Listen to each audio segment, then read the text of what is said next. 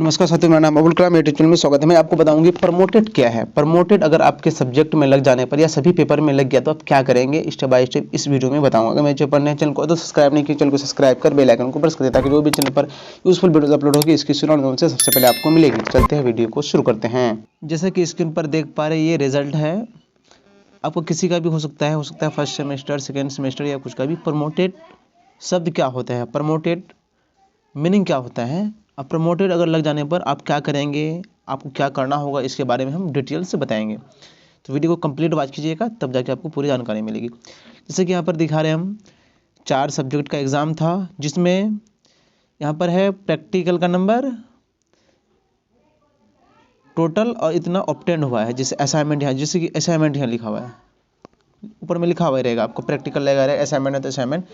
कुल नंबर ये था जो कि इतना प्राप्त हुआ है। फिर टर्म एग्ज़ाम जो एंड एग्ज़ाम होता है फाइनल, टोटल नंबर ये है जिसमें आया है इतना। लेकिन यहाँ पर देख रहे हैं एक भी नंबर नहीं है। तो इनका ये स्थिति था कि ये एग्ज़ाम में गए थे, लेकिन हो सकता है कि इनका नंबर नहीं चढ़ा होगा, लेकिन इनका भी प्रमोटेड आ रहा है।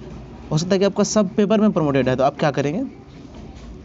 तो उनका तो ये होता है कि मान के चलिए आप परीक्षा देने गए थे, कुछ सब्जेक्ट में नंबर आया है, कुछ में एक भी नहीं आया है। मान के चलिए कम आ रहा है, अगर फेल हो जा रहे हैं तो फिर तो दोबारा आपको एग्ज़ाम देना होगा। लेकिन अब क्या है कि एक भी नहीं आ रहा है, तो इसके लिए आवेदन दें।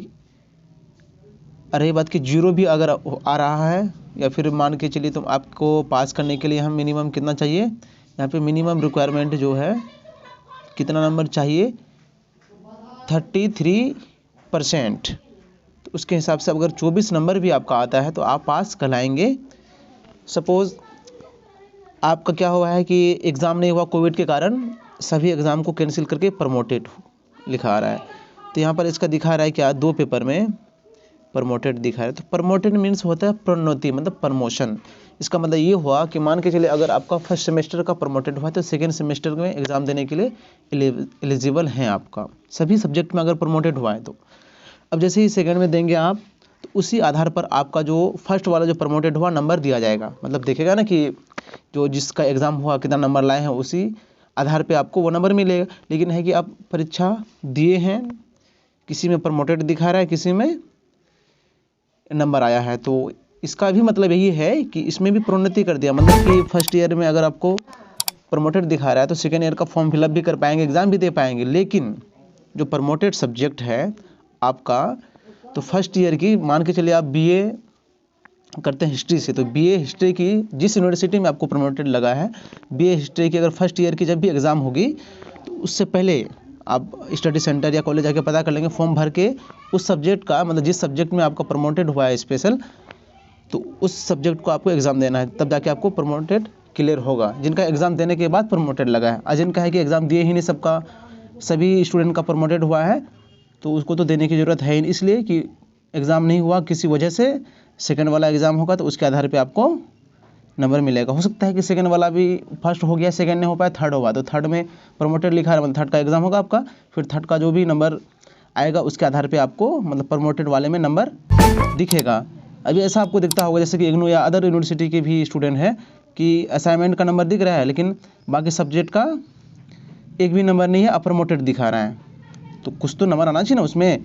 तो आप जो जिस भी पेपर का देंगे, मतलब फर्स्ट या सेकेंड ईयर का जो भी एग्ज़ाम देंगे, उसके आधार पे आपको नंबर मिलेगा। तो कुल मिला के ये कहा जाए प्रमोटेड मीन्स प्रोन्नति होता है।